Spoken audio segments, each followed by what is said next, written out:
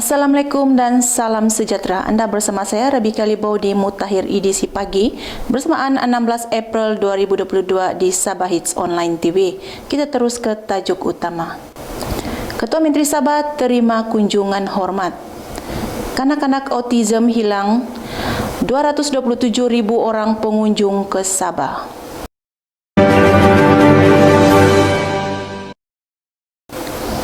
Di Kota Kinabalu, Ketua Menteri Sabah Datuk Seri Panglima Haji Noor menerima kunjungan hormat daripada Duta Besar Thailand ke Malaysia, TYT China Rong Keretuyatwong di pejabatnya di Menara Kinabalu pada 14 April baru-baru ini. Ini adalah merupakan kunjungan pertama China Rong ke Sabah. Turut hadir Setiausaha Kerajaan Negeri Datuk Seri Safar Untung. Ketua Menteri juga turut menerima kunjungan pengurusan atasan syarikat SK Nexelis dari Korea Selatan bersama timbalan Ketua Menteri Pembangunan Perindustrian Datuk Dr. Joy Kim Gun Salam.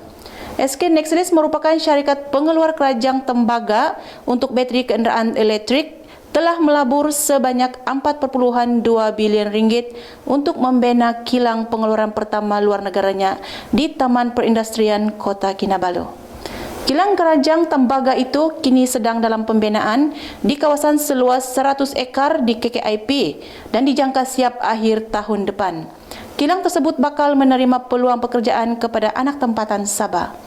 Menurutnya, pelaburan SK Nexelis bakal memberi impak yang positif kepada sosioekonomi Sabah, khususnya dalam menyediakan peluang pekerjaan kepada penduduk tempatan, logistik dan rantaian yang berkaitan. Saya IBLB, saya Irismin Ham, dan saya Syazena Azman. Kami dari Sabah Hits dan Sabah GZ ingin mengucapkan selamat menyambut bulan Ramadan 2022. Di Kota Kinabalu, Sabah berjaya merekodkan seramai 227,000 pengunjung tiba di negeri ini sehingga Februari lalu. Menteri Pelancongan Kebudayaan dan Alam Sekitar Sabah, Dato' Jafri Arifin berkata, jumlah itu berdasarkan rekod yang diperolehi Jabatan Imigresen Malaysia di semua pintu masuk utama di negeri ini.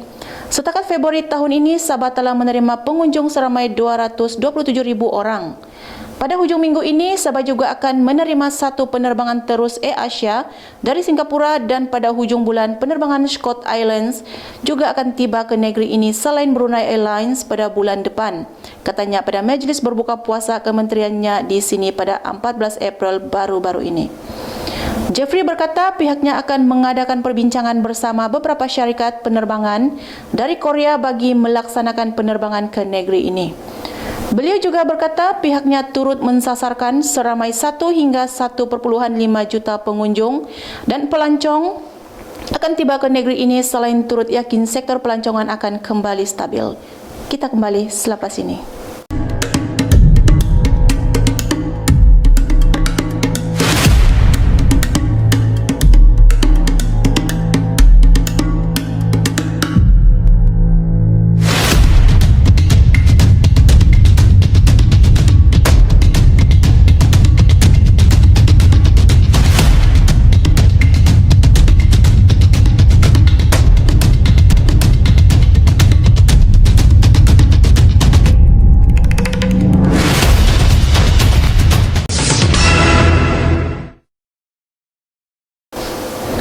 Di Semporna, Ketua Polis Daerah Semporna Superintendent Muhammad Farhan Lee Abdullah mengesahkan pihaknya akan menjalankan siasatan menyeluruh berhubung terjadi bot karam berhampiran perairan Pulau Tandon, Tembun Mata pada malam 14 April baru-baru ini.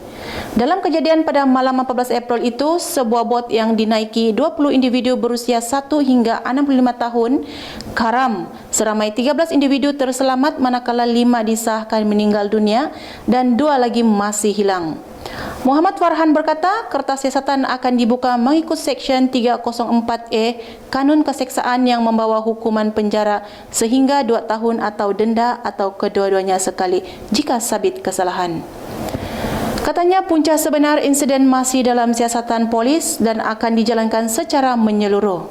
Beliau juga berkata mangsa yang meninggal dunia sudah dihantar ke Hospital Semporna untuk tindakan selanjutnya dan usaha mencari serta menyelamat 2 lagi mangsa yang hilang masih diteruskan dan kerjasama pelbagai agensi lain.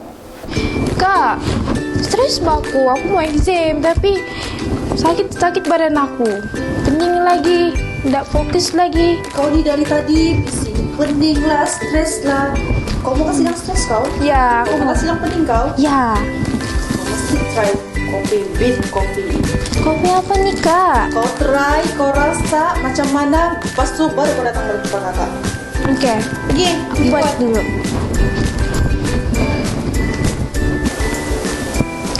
Tadi kakak aku cakap kopi ni boleh kasih.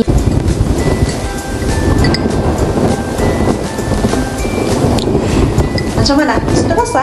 Sudah, sedap wah. Betul kan apa kakak cakap? Ya betul. Kamu di luar sana yang meminati kopi, kamu kena try beef kopi. Ya, dia dapat membina sel darah merah, dapat melancarkan sistem pengedaran darah dan juga dapat menyucikan asid urik. Kak, stok ini masih banyak kak. Jangan risau deh, stok ni memang banyak. Kamu di luar sana yang mau mencuba, kamu boleh terus hubungi nombor yang tertera. Bah, jom kita stray dorang mama. Jom. Bit Coffee, terasa nikmatnya.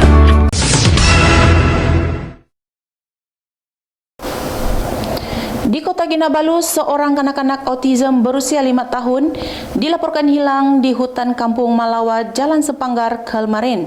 Mangsa Jaidin Gabriel Peter dilaporkan hilang di hutan berkenaan kira-kira jam 3 petang Kelmarin. Jurucakap Pusat Gerakan Operasi Jabatan Bomba dan Penyelamat Malaysia Sabah berkata, pihaknya menerima laporan berhubung kejadian itu pada jam 6.03 petang Kelmarin. Menurutnya, seramai 7 anggota bersama unit bantuan perkhidmatan kecemasan dari Balai Bomba dan Penyelamat Lintas dikerahkan ke lokasi kejadian bagi operasi mencari dan menyelamat. Mangsa juga merupakan kanak-kanak autism dan menurut saksi kali terakhir mangsa dalam keadaan tidak memakai baju dan seluar. Operasi pencarian sedang dijalankan bersama pasukan polis dan orang kampung di kawasan belakang rumah mangsa dan sepanjang sungai berhampiran. Setakat ini, kanak-kanak terbabit belum ditemui dan pos kawalan telah diwujudkan di lokasi kejadian, katanya dalam kenyataan medianya Kelmarin. Kita kembali selepas ini. Big Coffee ni so-called healthy-licious coffee. Kita nak berubah daripada kopi yang tak sihat kepada kopi sihat. Ianya diadun menggunakan ramuan ubi merah, red beet. Saya rasa pengguna hari ini bijak, mereka boleh google apa itu red beet atau ubi beet merah yang khasiatnya diakui oleh masyarakat dunia, oleh pakar-pakar seperti pakar jantung dan sebagainya. So maka Big Coffee diadun sebegitu rupa dengan 40 gram satu sachet, dengan aura kopinya, rasanya yang setakat ini ramai meramalkan Big Coffee boleh menjadi kopi Malaysia bertaraf dunia. Bit Coffee, terasa nikmatnya.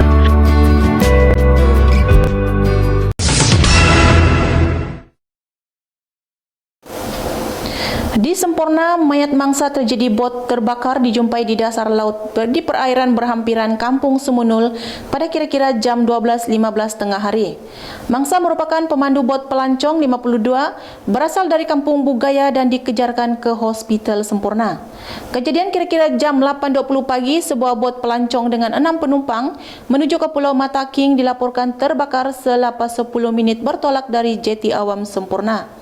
Ketua Polis Daerah Superintendent Muhammad Farhanli Abdullah berkata, pihaknya menerima panggilan pada jam 8.22 pagi daripada orang awam, kemudiannya mengarahkan Inspektor Ketenteraman Awam untuk membuka pusat kawalan tempat kejadian dan Ketua Polis Balai Semporna untuk tindakan lanjut. Kesemua mangsa merupakan pekerja sebuah pusat peranginan dan dikerahkan ke Hospital Semporna untuk rawatan lanjut.